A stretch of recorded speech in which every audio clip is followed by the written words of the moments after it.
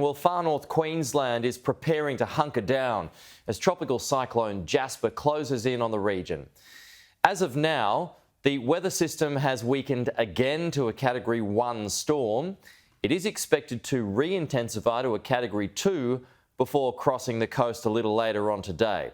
Jasper is currently about 190 kilometres east off the coast of Port Douglas and is expected to make landfall at about lunchtime.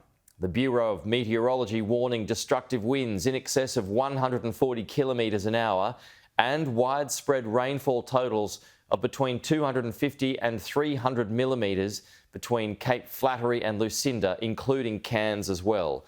Those warnings also extend to locals further inland in regions such as Palmerville and Chillagoe. Jasper is also expected to bring with it a tidal surge which could impact the Cairns CBD, its northern beaches and Port Douglas, although that surge is expected to happen a little before the eye crosses the coast. The severity of that tide will depend on when that cyclone strikes, but some believe it could make landfall at the same time as the king tide is expected, although others disagree with that. Locals used yesterday to move boats of moorings off moorings in a bid to minimise damage near the coastline. Cairns Airport and Hospital have ceased operations until at least tomorrow. Port Douglas residents spent much of yesterday preparing for Jasper's arrival.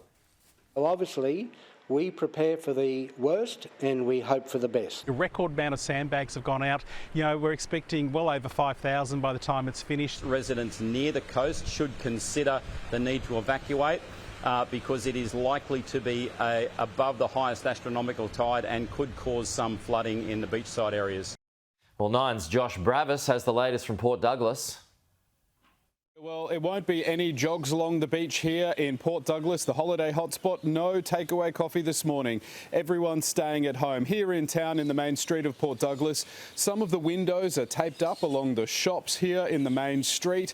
There are sandbags out in preparation because everyone took the precautions. Yesterday they heeded those warnings and they took care to protect their properties, their homes, their businesses. Yesterday afternoon, a lot of the shops were closing, not only to protect them here, but because staff need to get home. They live around the area and they need to get home, protect their homes and make sure that they're safe. Now, an emergency warning is inactive. It is active right here at the moment for the Douglas Shire. That takes into consideration Cape Tribulation as well and the Daintree.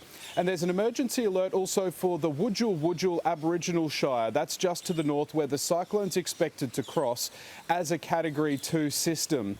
About 5,000 sandbags were picked up in the Douglas Shire yesterday, and that's a record amount, so much that they ran out. So the council is scrambling now to try and get a few more bags in. They're trucking sand in the morning. There's still a few hours that people have to prepare, but they shouldn't be out on the roads driving around. We will be hearing from authorities in the coming hours. Right now in town, it's been pretty still. The gusts do come through, but they are few and far between at the moment. The rain is starting to come down.